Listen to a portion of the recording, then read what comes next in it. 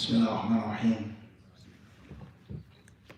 الحمد لله رب العالمين، وصلى الله وسلم وبارك على عبده ورسوله نبينا وإمامنا محمد وعلى آله وصحبه أجمعين. أما بعد، السلام عليكم ورحمة الله وبركاته. Welcome to all. Thank you for joining us tonight. Thank you for inviting me once again to your beautiful masjid. And inshallah ta'ala, your community is just as beautiful and blessed. With regards to the proposed topic, biographies of the Imams of Hadith. المطروح هو ذكر تراجم من أعيان أئمة الحديث من كبار المحدثين. Some of the great Imams of Hadith. What are their stories, life stories, names? What countries did they come from? What challenges did they face? What feats and accolades did they accomplish? What did they leave behind? And most importantly, وأهم من ذلك كله، لماذا اليوم نتحدث عن أئمة الحديث ويحصل ما يحصل ويعني okay, we see what's happening in the world today, where we live, how we live, what's going on. Why did the young brothers choose this topic? Why couldn't we talk about other things? Why can't we discuss other matters? Why the Imams of Hadith? So that being said, hopefully we can answer all of these different questions. And before we read what we're going to read, and before I share with you what I want to share with you, we have to get rid of a few misconceptions. And the first of those misconceptions, لابد النقل على بعض المفاهيم الخاطئة المتفشية في أوساط المسلمين اليوم في الغرب وفي الشرق الأوسط. مفاهيم خاطئة، أغاليط يعني, mistakes and misunderstandings. And from those mistakes and misunderstandings is that when we speak about the Imams of Hadith, A'immat al-Hadith, the first thing that you want to think about, and the last that you want to think about is Bukhari. Imam al-Bukhari. وما أدراك ما البخاري ثم ما أدراك ما البخاري. Alright, so the first thing that I'm going to think about, or you're going to think about, is Imam al-Bukhari is a good thing and a very bad thing. Why? When we single out Bukhari, we narrow him out. That indirectly teaches us and tells us what it says, that the legacy of Hadith started and ended with him. ولا يخفاك يعني ما في هذا من الإشكالية. That's a big problem for our deen in 2023. That our deen began and ended with this one man. And if we can figure out his mistakes and his errors, and we can prove and falsify his legacy, then what falls? You see the problem behind that now. And this is one of the reasons why different people who wish to attack Islam and have attacked Islam academically, they point their arrows, they squint their eyes towards Bukhari. If we can get Bukhari, we can isolate him. That's the legacy of Hadith. Just Bukhari, خلاص. لقمة سهلة. Easy, simple, done. Bukhari didn't write down Hadith until such and such. He wrote this book such and such. Other scholars different. So therefore, Islam is made up, false, and fabricated. This is a problem. And the same applies when we talk about fiqh. Element of fiqh. Who's the first person you want to think about? The first personality you think about if I ask you about who are the Imams of fiqh, the fuqaha of Islam. Of course, you're going to think about الأئمة الأربعة, the four Imams. وما أدراك ما الأئمة الأربعة ثم ما أدراك ما الأئمة الأربعة. Their status, how great they were.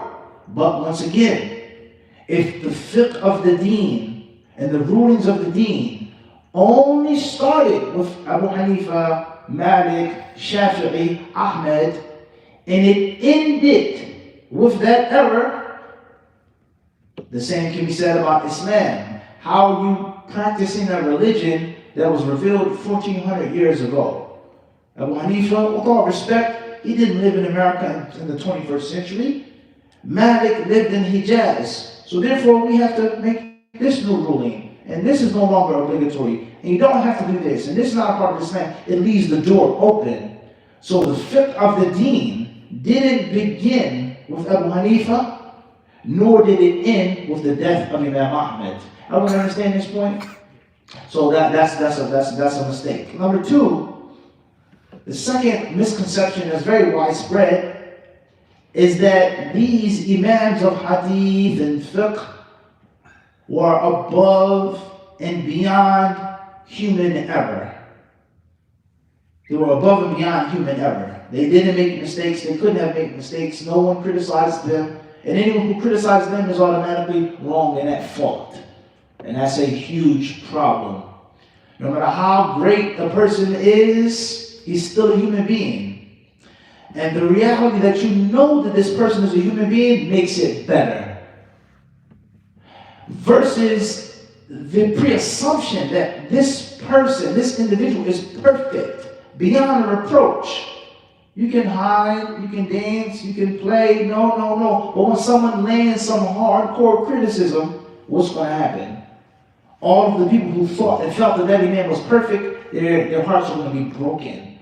And many of them will leave the religion, leave off knowledge, leave off the practice of knowledge. That's what happens when a hero goes through scandal. I can't believe it. Him? What? He did this? No, it's a lie. No, this is the proof. This is the evidence. The person that hero worship, that hero is going to be what? He's going to be heartbroken. And in most cases, he's going to fall off the path.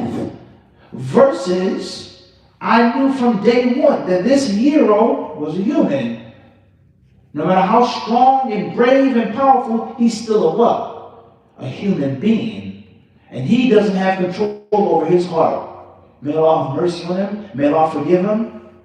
We keep moving. The good that the hero did, alhamdulillah. He made some mistakes, whatever. May Allah forgive him. See the beauty of that? Versus believing that someone is above and beyond the reality of humanity. When you do find that person's mistake, you're going to be heartbroken and you're going to be utterly dejected and demoralized. And that's a big problem. And we've seen this. Number three is the thought and the belief that the four Imams, or Imam al-Bukhari, or Imam Muslim, didn't have contemporaries, scholars that were equal or greater than them during their time. That's a big problem. And obviously that problem leads to the first two problems. What made Imam Abu Hanifa so special, so famous, so infamous? There are reasons. Why did Imam Malik, why was he called Imam Darul Hijrah? There was no other Imam during his time? No. There were Imams who were lesser than him, equal to him, and there were Imams who were greater than him. But there's a reason why Malik became such a household name. And there's a reason why Imam al-Bukhari became such an iconic figure. So it's a mistake to think that the four Imams of Islam are just four. Think about that now. In this masjid, in this community, in this city, like I said, just four brothers, four good righteous people. That's disrespectful to the community. How many hundreds and thousands of Muslims live in this city, live in this state, and there are only four that are good? So just imagine you living in an Islamic society, Medina, Egypt, Iraq. How many thousands and millions of people live? And there were only four men that reached the level of mastery of it. That's a big problem, a huge problem. All right? Right. Moving forward, There are other misconceptions that people have with regards to the Imams of Hadith and the Imams of Fiqh. And the more we know about these misconceptions and avoid them, the more we can give them their rights. And the more we can respect them. And being fanatical about a person, going extreme in the love of a person, is oppression, is dhulm. And it's one of the reasons why the Prophet ﷺ says, إِنَّ الْمَيِّتَ لَيُعَذَّبُ بِبُكَاءِ أَهْلِهِ عَلَيْهِ. That the deceased Muslim will be punished because of his family members crying and wailing over him. He will be punished in the grave because his family members are doing what? What are they doing?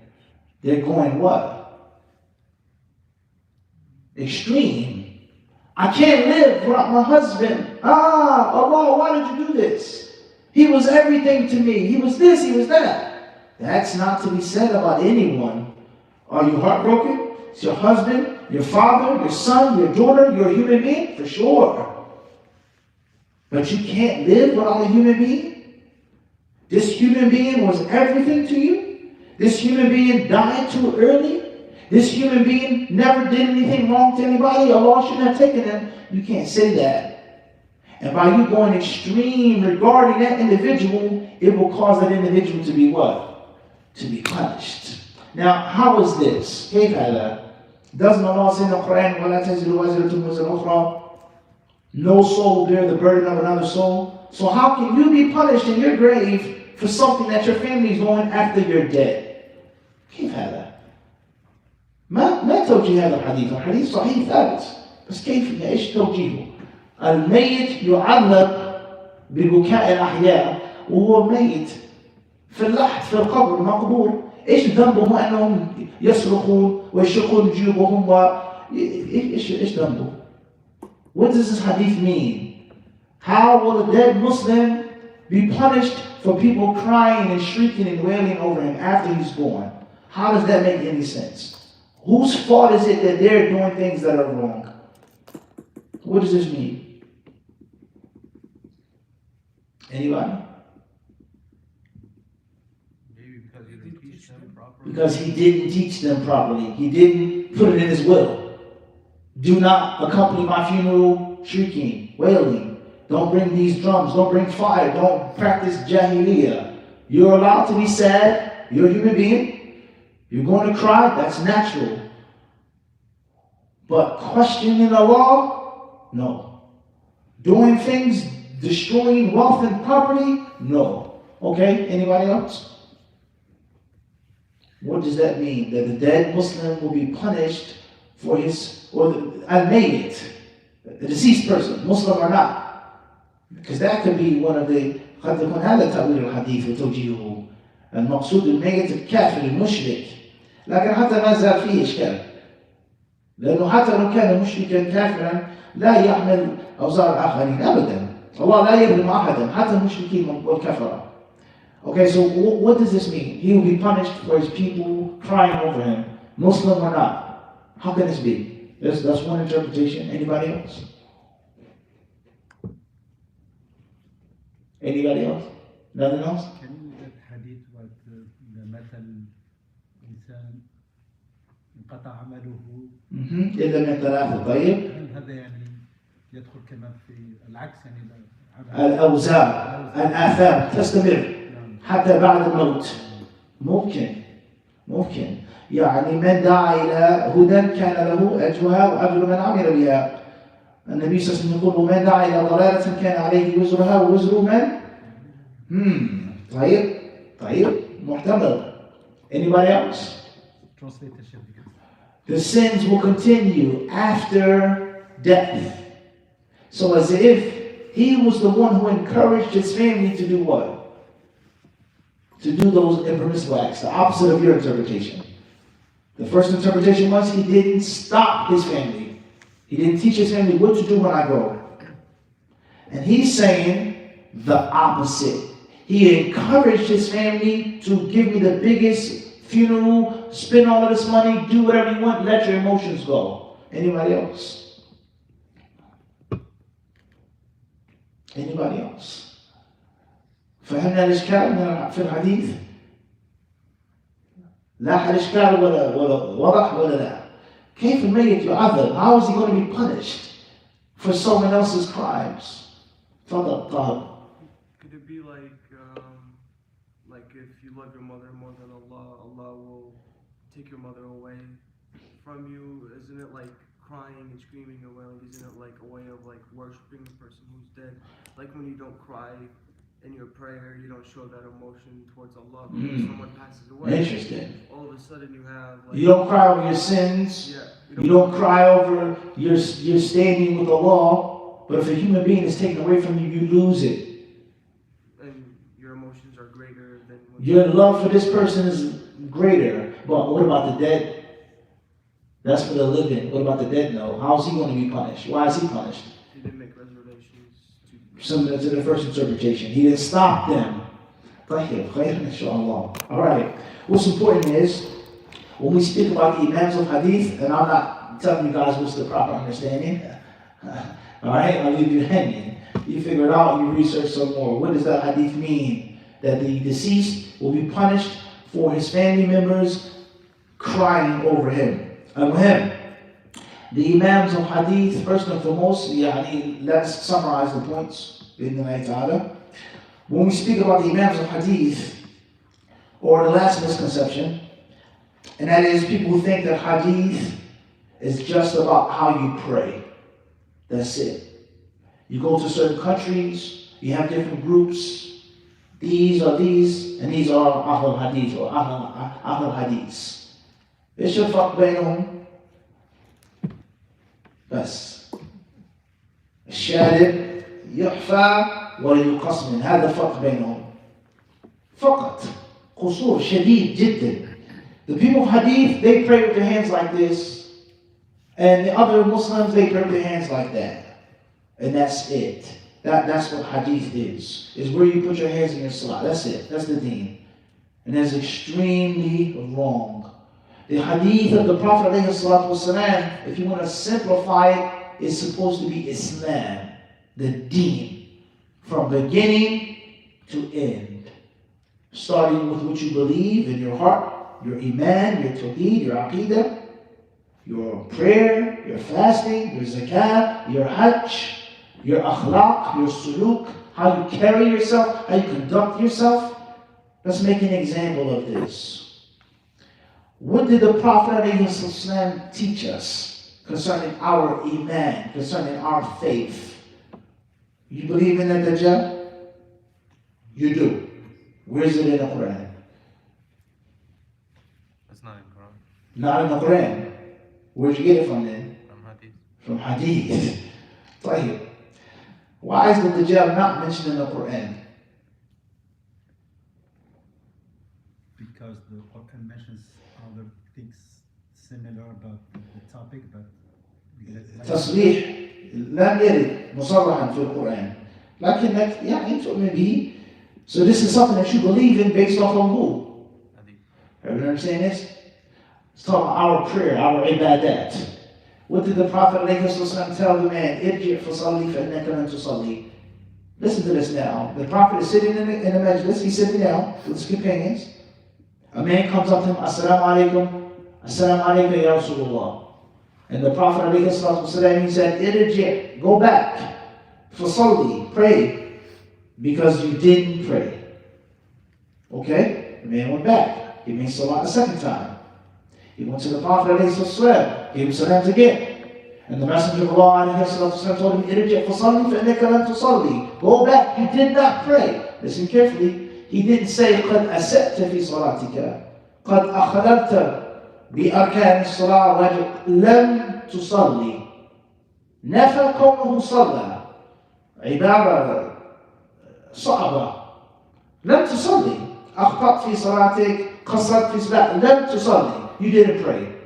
So the man, he went back a third time. He prayed again. He came back. And the Prophet ﷺ said, Irji' fasalli fa'annaka lam tusalli. Go and pray again. And that's when the man gave up. That's when he became frustrated. He threw in the towel. He quit. He said, وَالَّذِي بَعَثَكَ بِالْحَقِّ مَا أُحْسِنُ غَيْرَ هَذَا فَعَلِّمْنِي. He says, I swear, O Messenger of Allah, I swear by Allah, the one who sent you, this is the best that I can do. So teach me. And the Prophet ﷺ, he wanted to teach the man how to pray. The highlighting point is that the man was a believer. He didn't pray correctly. The Prophet said that he didn't pray because he didn't pray according to what? According to whose teachings? Everyone understand this or not? Forget where you put your hands, but the concept of your prayer has to be fashioned off of the Prophet's prayer. Fasting, zakat, hajj. The pillars of Islam are based off of the explicit teachings of the Prophet ﷺ. He says, learn hajj from me. And does Allah not talk about hajj in the Quran? No question. Allah talks about tawaf in the Quran. Allah talks about mu'adhin finnas, call out to the people. But the Prophet told the people, learn hajj from me. And Abu Bakr as-Siddiq, anhu, he led the Muslims in hajj in the 9th year of the Hijrah, before the Messenger of Allah. And the Prophet, he told the Sahaba, learn hajj from me. فَإِنِّي لَا أَدْرِي لَعَلِّي لَا أَلْقَاكُمْ بَعْدَ حَجَّتِي هَذِهِ. He says, because I don't know if I'll be alive next year. His intuition, he felt that his time was near. He was going to leave the companions. And he told them to pray like me. What did the Prophet ﷺ say when he did see the young Jewish boy who was visiting him, who served him? Where is this young man? I don't see him. He went to visit the young Jewish boy, and he felt that the young Jewish boy was extremely ill. He was very sick. And the Messenger of Allah, ﷺ, he called him to Islam. He told the young boy to make the shahada before you die. And the young boy looked towards his father for permission.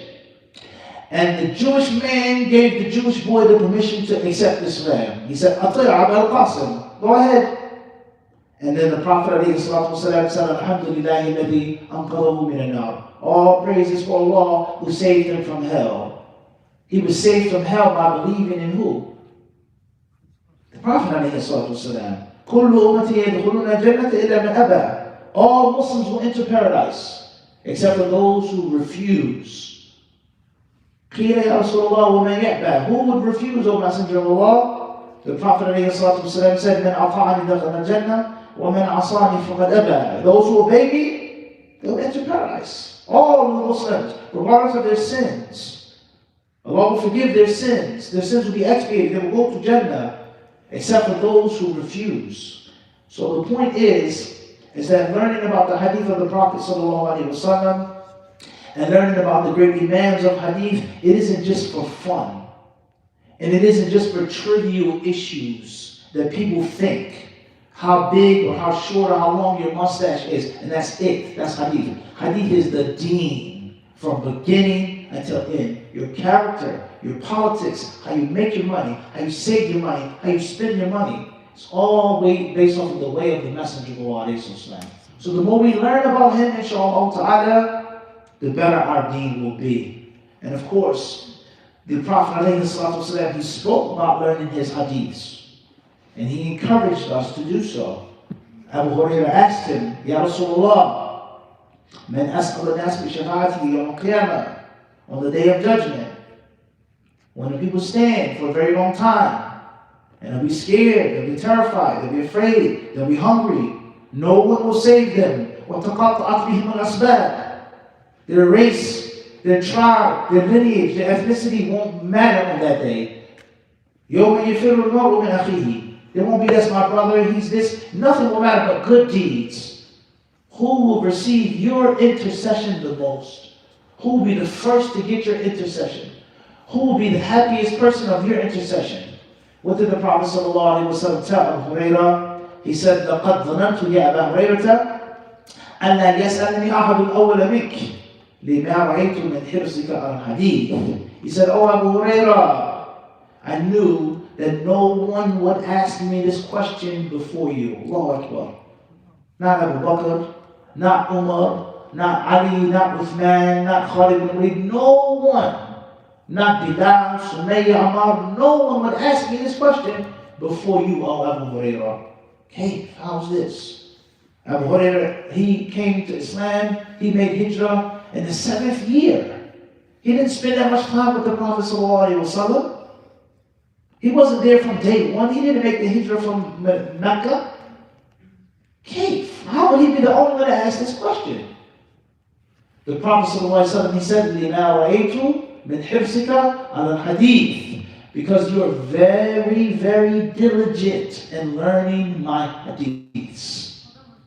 You have a great thirst and taste to hear what I have to say and to learn from me. Therefore, you would ask a question as such. And then the people who received the Prophet ﷺ's intercession, the most, the first, the best, he wanted to explain. So this authentic hadith shows us and it teaches us is that the Muslim should have a great deal of interest in learning the legacy of the Prophet ﷺ.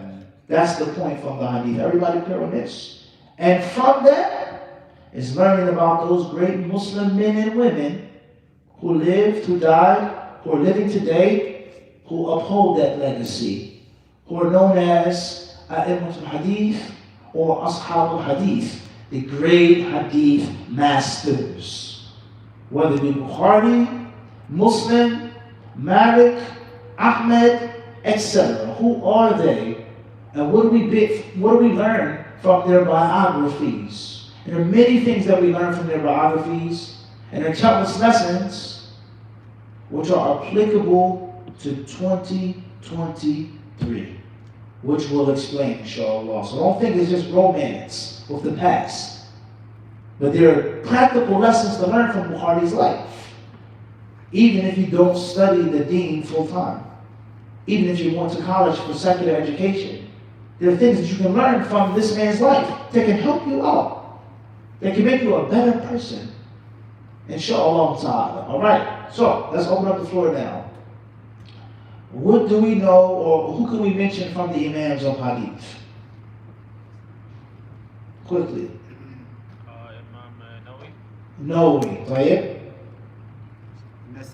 النسائي, طيب. Anybody else? Abu Dawud, طيب. Anybody else? Ibn Hibban. Anybody else? At-Tirmidhi, طيب. خيرا. Anyone else? Ibn Majah, طيب. Anyone else? Now the stakes getting higher. We're almost done, huh? Imam Muslim, mashallah, beautiful answer, mashallah alayk, mashallah. Imam Ahmed, طيب. Anybody else from the Imams of Hadith? Imam Malik, طيب. Al-Najm, the star, Malik al-Najm. Anyone else? Al-Bayhaqi. Abu al-Abbas, Bayhaqi, طيب. Anyone else? You're doing very good, mashallah.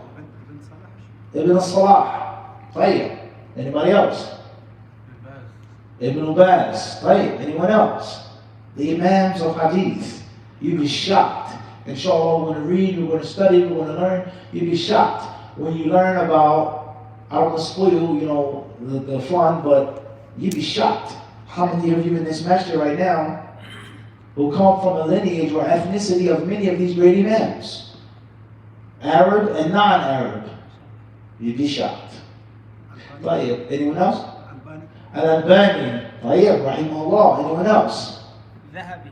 Al-Dhahabi. طيب. Anyone else? MashaAllah. Ibn Majah. طيب. خيرا. Qazwini. Rahimahullah. Anyone else? You mentioned a lot, but I want more. I'm greedy. You mentioned سبق بها CashApp. طيب. Anybody else? ابن حجر العسقلاني, أمير المؤمنين في الحديث في عصره. Alright? Anybody else? Think. أبو سعيد الخدري. ما لك هذا الجواب يا أخي؟ الناس في القرن الثامن والتاسع وأنت قلت أبو سعيد الخدري. ما شاء الله. This is from what we want, is to break out of the mold. When we talk about the Imams of Hadith, there are those who are what? Sabiqeen awwaleen. Alright? طيب, mashallah alayk. Abu Sa'id al-Khudri. Anybody else? Abu Hurairah. Abu Hurairah. طيب, there we go. طيب, من سنة في الإسلام سنة حسنة. طيب, Abu Hurairah. Anybody else? تفضل.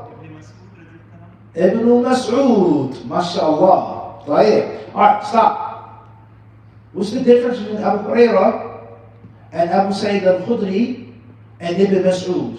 Just a quick pop quiz.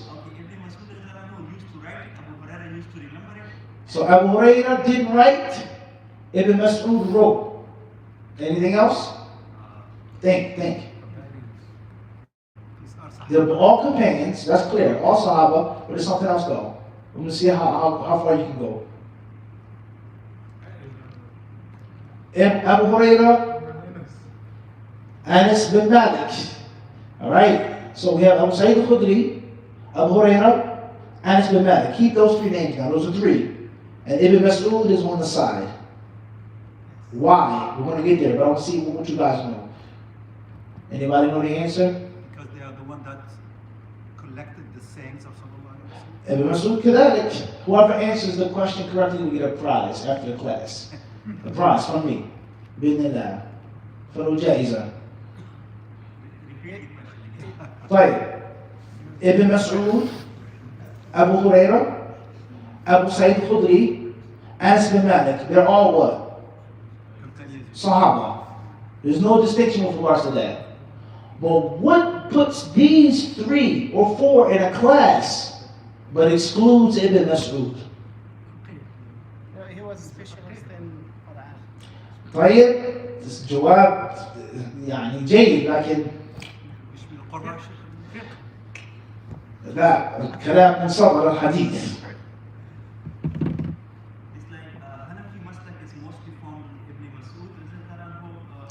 Good answer, but that's not it. I'll repeat the question. Listen carefully. Ibn Mas'ud, Anas bin Malik, Abu Sa'id al-Khudri, Abu Hurairah are all what? However, there's something that separates them. Ibn Mas'ud is by himself. Abu Sa'id, Anas, Abu Hurairah are by themselves, another category with regards to hadiths.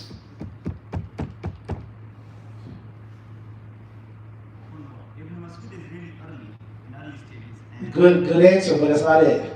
Ibn Mas'ud is older than them, for sure. His virtue in Islam, he accepted Islam, he accepted much before Abu Hurairah, no doubt, but that's not it. Think about it. كلهم أصحاب, they all memorized. It's a good answer, but that's not it. Going once, going twice. Anybody want to take a shot? A guess? Bismillah. The authenticity. That's a good guess, but that's not it. But that's a very good swing. They said ethnicity, brother? Does it have to do with the Prophet? لا هذا خاص بأبي هريرة. طيب. Did they learn from Aisha? That's not it. That's not it. Okay, we We finished. خلاص? We give up? طيب. أبو هريرة, أبو سعيد, أنس بن مالك, هؤلاء من المكثرين. أصحاب الألوف. ابن مسعود مكثر. لكن الأحاديث التي رواها لم تبلغ 1000. ها هو كعبد الله بن عمرو بن العاص مثلا مكثر. علي بن ابي طالب رضي الله عنه مكثر اكثر من الخلفاء الاربعه من الروايه. لكن اصحاب الالوف هذول قسم ما شاء الله سياتي. The companions who narrate, listen carefully, listen, not memorized, not new. No one had as much knowledge of the Prophet than Abu Bakr. He was with him from what? إذ هنا في الغار. But Abu Bakr radiallahu anhu didn't narrate as much as other companions. Understand the difference now. So Abu Hurairah, Ibn Umar, Ibn Abbas, Aisha, Jabir, most of those companions, and this is a benefit for us today, they were youngsters. They were young. They were shabab. They weren't old. Abdullah ibn Abbas was barely in puberty towards the end of the Prophet ﷺ's life. When he made Hajj, Ibn Abbas was upon the animal, the atan, the she donkey. He was walking in between the rows. He said, قَدْ نَاهَزْتُ الْإِحْتِلَامِ. I was just barely what? In puberty. Ya ghulam. And ghulam is man nabatat li'yatuhu. يعني nabatat. Bada'at. He was just barely in puberty. And yet still he memorized all of that. He narrated all of that. So Ibn Mas'ud, Abdullah ibn Amr ibn al-As, and other companions, they narrated hundreds of hadiths. But it didn't reach the mark of 1,000. You got it in the back? You with me, Akhi? You with me? You got me? For sure. Abu Hurairah narrated more than Ibn Mas'ud. That doesn't mean that Abu Hurairah knew more than Ibn Mas'ud. Fahimna? Everybody with me or not? Yes. They're all companions, but their level of giving was higher. You understand this? And that's something that we should learn from that as well. The Prophet ﷺ, he said, Hajjatul Wada' فَلْيُبَلِّغُ الشَّاهِدُ مِنْكُمُ الْغَائِبِ بَلِّغُوا عَنِّي وَلَوْ آيَةً نَضَّرَ اللَّهُ رَجُلًا سَمِعَ مِنَّا شَيْئًا فَحَفِظَهُ فَبَلَغَهُ كَمَا سَمِعَهُ فَرُبَّ إِلَى آخِرِ رِبَا كِثِيرًا. The Prophet ﷺ, he encouraged us to pass on the message, to spread the message, to tell the people what they heard and learned from him.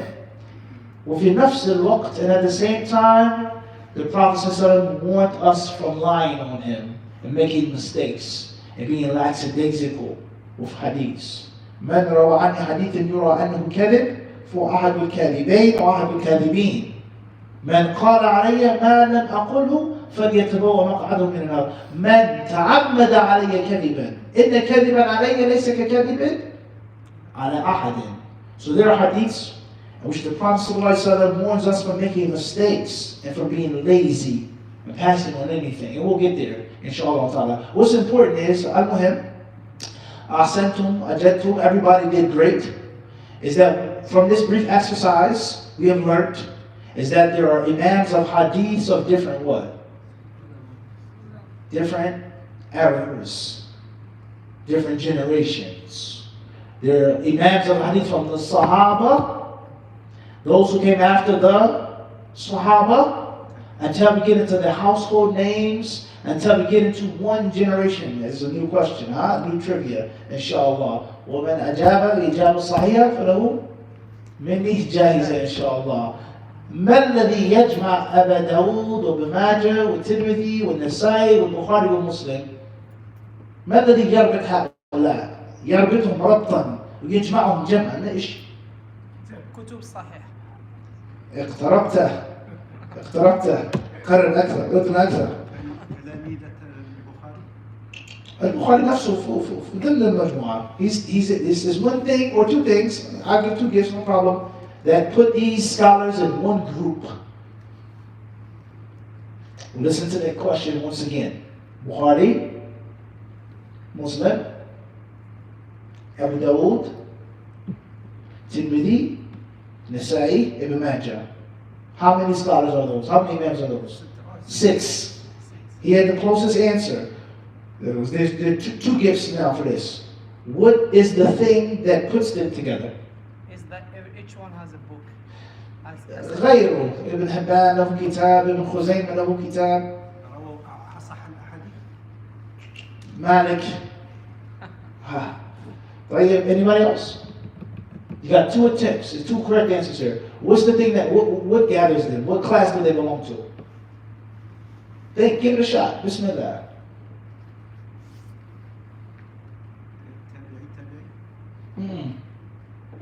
Young guys, give it a shot. You miss all of the shots you never take. You guys like sports? What sports you guys like? Soccer? All right. What else? Basketball? Hooping. All right. What else? That's it. No one like football? Baseball, boxing, hockey. That's it. Wrestling. Okay. All right. Okay. Right. So what happens if you wrestle and you're too afraid or too scared to make a move, will you ever win? Will you ever win a wrestling match if you never make a move? You have to do what?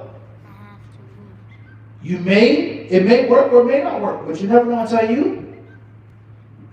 There you go. Okay, that's knowledge. If you don't give it a shot, there's no way you can get the right answer. But there's a big possibility that you can what?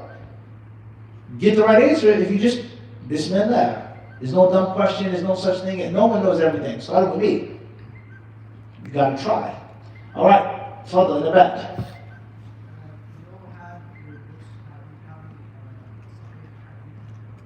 Similar, but getting a little closer.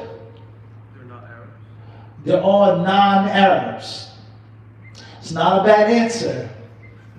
It's not a bad answer at all. I'll give you a gift. That's not what I was looking for, but that's not a bad answer. And that's also another lesson with regards to 2023. Abu Lahab, how close was he to the Prophet ﷺ? What was his lineage like? Min Ashraf, Nasaban. And then there were other Sahaba that didn't have the nobility of blood that are closer to Allah. وَمَنْ بَطَّأَ بِهِ عَمَلُهُ لَمْ يُسْرِئْ بِهِ نَسَبُهُ. Beautiful. This is very important for us in 2023. The melting pot of America. You come from a country, you come from a land, you have an ethnicity, we're all together. And there are those from among us who will be overachievers or underachievers because of where we come from. This is my background, so I don't have to work as hard. This is my background, so I have to work harder. Advantages or disadvantages with regards to race and tribe and nation. And of course, some of the horrors that we see today that are happening are based off of what? Race and tribe and nation. The Imam in the Salah, he made dua for the Muslims fighting in Palestine. He made dua for the Muslims in Sudan. He made dua for the Mujahideen, he said. Oh Allah, he said, Saddid Ramyahum, allow their shots to be accurate. Right? Some of the atrocities and the catastrophes that have taken place in Palestine, you read the history, I don't have to tell you, most of them are based off of what? Race and nation. The good, the bad, and the ugly.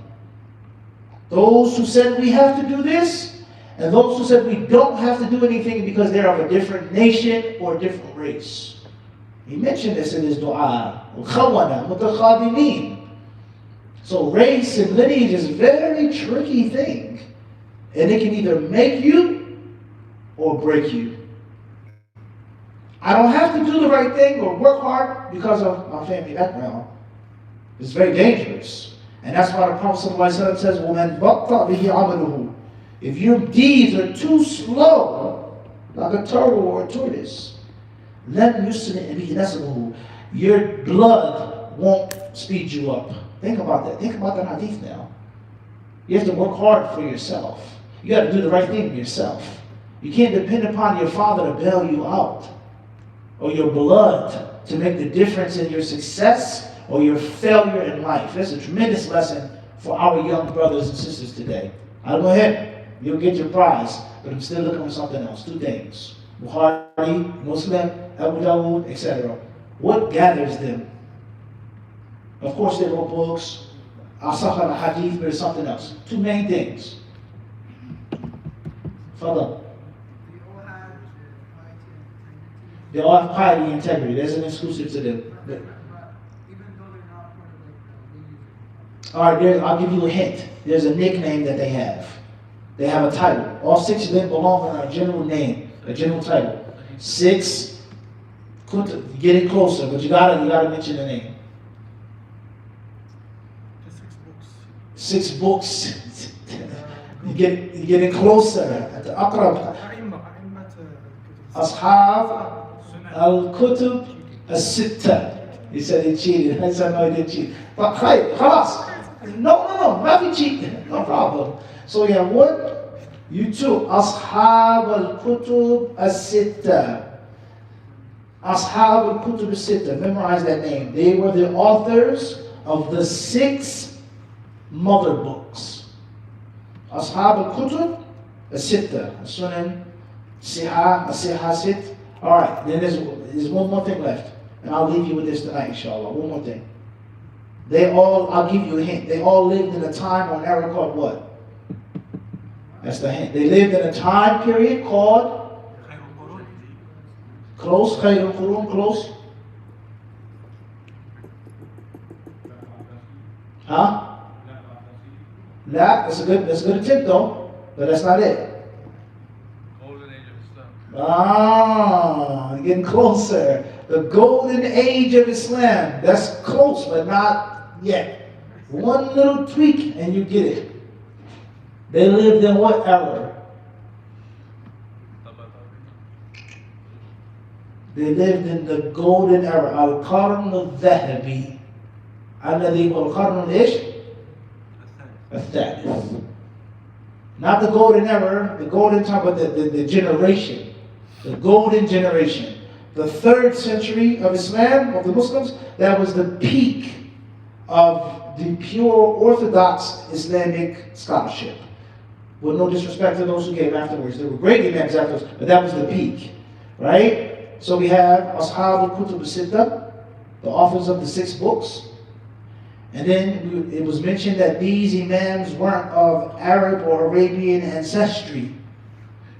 And that's an important lesson that we'll speak about. Those who go extreme concerning race and those who neglect it. And they're both wrong. You have to know where you come from. You have to know your background. Alright? تعلموا من أنسابكم ما تصلون به أرحامكم. Learn your family background to keep good relations.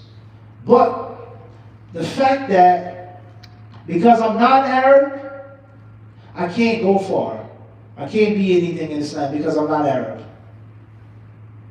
Or because I am Arab, I'm automatically the best and I know the most. Those are both wrong. And we learn this lesson from Ashab al-Kutub al-Sitta, many other things as well. Right? So they weren't of Arabian ancestry, Ashab al-Kutub al-Sitta, and they all lived in that which was called Al-Qarn al-Dhahabi, the golden generation. Except for An-Nasa'i, rahimahullah, whereas he died for Al-Qarn al-Rabi'. 303 he died. على الرأس. لكن أدخل يعني وإلا قد مات خارج القرن الثالث على القرن الذهبي. طيب inshallah. Alright. So inshallah in our next class we are going to do 2 things. Two things. Number 1, we're going to make a brief biography of those companions who narrated over 1,000 hadiths. Al-Mukthirun al-Sab'ah. 7 Sahaba that narrated over 1,000 hadiths. Alright? Who were they? How did they accomplish that? Why? So on and so forth. And what do we benefit from that? In 2023. And then bi'idhnillahi ta'ala we'll start speaking on the biographies of those 6 imams. From Bukhari to Nasa'i. And then inshallah ta'ala after that we're going to mix it up and get into some of those misconceptions with regards to the people of hadith before Bukhari and after al-Bukhari. Inshallah ta'ala. Jazakumullah khairan. Thank you everyone for participating. You all did a great job. MashaAllah. Hopefully it was beneficial and useful. If there are any questions or if anyone wants to add anything, إن كان عنده شيء يعني إضافة أو مشاركة, it's open. والله تعالى تفضل. Just to go back to that question you asked us about the dead person being tortured and going to torment in his grave. I didn't get it. Hey, عبدا صنعته يا عمر. عبدا لعلكم يعني تجتهدون وتبحثون أكثر. Okay, I get it. Also, don't, before you guys leave, you should do your research on those 2 things. من هؤلاء أصحاب الألوف المكثرون في رواية الخبر؟ أبو هريرة يليهم ابن عمر. من هم؟ So you research that yourselves. Well, be Google, Wikipedia.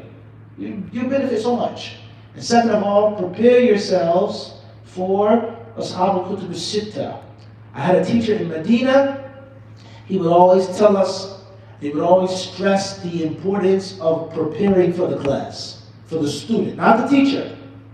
Listen carefully. The student has to prepare for the class. So the students asked him, how do we prepare for the class? What do we do? He said, this is the information that's going to be taught. You know that? Research it. So, second class, this is in the first year now, the second semester of the first year. Third class, and the teacher kept repeating these words. And then he said, مَالَكُمْ لَا تُحَضِّرُونَ. He says, why don't you prepare for the class? So one student, and I believe the student was from Algeria, if my memory serves me correctly, it was many years ago. He said, يا شيخ يعني معلش ايش دراك يعني ان ما حضرنا؟ كيف علمت؟ كيف علمت اني ما حضرت؟ ما قال ايش دراك يعني باسلوب يعني احسن بس كيف يا شيخ؟ كيف علمت اننا لم نحضر؟ He asked the teacher. He said, how do you know that we haven't prepared for the class? How do you know? He asked him respectfully, how do you know? You don't know. He says, I do know. He says, how's that? He says, you don't have questions and you don't have problems. He says, والله لو حضرت درس كان لكم قائمة من الإشكالات والأسئلة. It would mean to be a whole list of things that don't make sense to you and you would bring to me. So therefore, the student preparing for the class is only going to make it more beneficial when you sit in the class. That's the point. Everybody understand this? And you can take this technique and apply it to any other class, let alone college. You prepare, not studying homework, that's good, but you prepare before the lecture. At college, I guarantee it's going to be easier and you're going to get it better. And of course, you'll go further. Same applies to wrestling, huh? You study your opponent, you practice, you rehearse. He drops his left hand every time he goes for this move. Your wrestling match will be easy. 20 seconds, he'll be on the mat. Alright? Inshallah. Wallahu ta'ala alam. Jazakumullah khairan. Fikum barakallah. Are there any questions from the brothers or the sisters on or off the topic? Khairan, inshallah. Any questions from online? One person mentioned from online, they're all from Central Asia, modern day Uzbekistan. He says that Bukhari, Muslim, Abu Dawud, Tirmidhi, Nasai, Ibn Majah, all from Central Asia. You guys agree with this? No. You say no? You agree? I heard about Uzbekistan. Uzbekistan? All right, let's not get to Uzbekistan yet, but do we all agree they're all from Central Asia? They're like East Turks, like Turkish people. Central Asia, regardless of the name today, Central Asia. Yes. You say yes. We all agree? What is consistent? Like Saudi? Good question. What's Central Asia? Learning Hadith, this is a benefit. Studying Hadith makes you stronger in geography. That's a fact. Because now you're forced to know the location. From one thing, we learn 10,000 things. That's a very important question. What's Central Asia? Right? Saudi Arabia is in Asia, but you wouldn't call somebody Asian. Rather, he would be offended. You call me an Asian? This is reality, right? It's reality. In the UK, they say the word Asian. And they're not talking about people from China or Korea or from Vietnam, but they're talking about people from India, Pakistan, Bangladesh. The first time I heard brother say this, I was in Yemen. They said, you want some Asian food? I said, they have Asian food in Yemen? He's like, yeah, we know a place. You know, when we got there, it was like, what is this? I thought it was like Chinese food. It's like, no, that's not what we mean when we say Asian. So technically, that whole big swath of land is called what? Asia.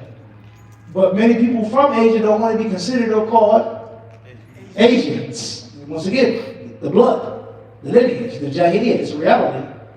Right? And there are other parallels of that as well. What's important is Central Asia. So Saudi Arabia today is considered to be a part of the Middle East.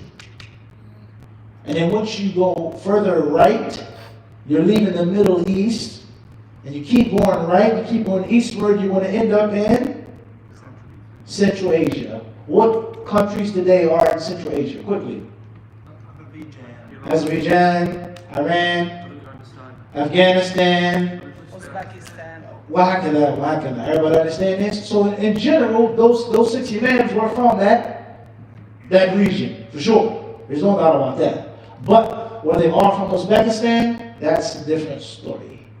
That's a what? Different story. They weren't all necessarily from Uzbekistan. طيب. Jazakumullah khairan. Alright, we'll stop here tonight. Assalamu alaikum wa rahmatullahi wa barakatuh. جزاك الله خيرا شيخ. وإياكم.